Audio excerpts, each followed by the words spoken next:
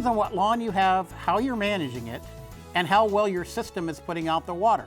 Now, when I say system, everyone thinks of an in-ground automatic system. Well, it can be a sprinkler on the end of the hose as well. You need to know when you set that sprinkler, whether it be an automatic system or a sprinkler on the end of the hose, how much water are you putting out? And the way we do that is real simple. We put straight-sided cans like cat food cans or dog food cans or tuna cans out in the yard, spaced appropriately, usually 15 to 20 feet apart. In lawns that have spray heads or use a spray type head, maybe a little bit closer together. You run the system for about 15 to 30 minutes, and then you measure how much water went into that with a simple ruler that's gradated in very small tenths of an inch, right? And you just hold it up, put the ruler in there, and then you get a number on that. Then you can extrapolate that and say, oh, look, this system is putting out about a half an inch an hour.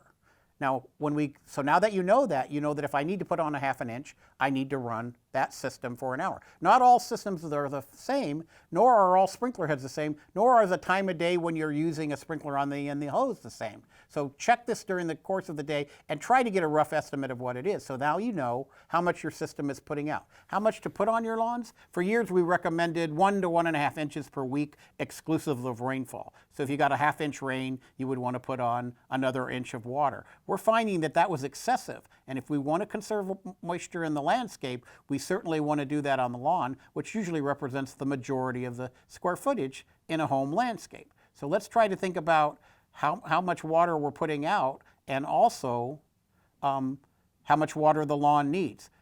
Usually we look at the lawn as needing water when it starts to show a bluish tint, or when you walk across it and it footprints.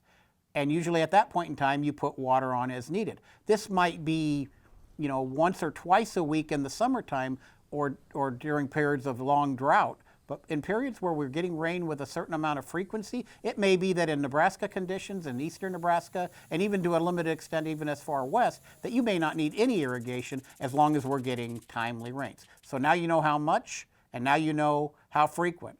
Not a real exact number when it was how much, but it's about what the lawn looks like rather than an arbitrary 1.5 inches per week. Let's not do that anymore. Let's conserve moisture.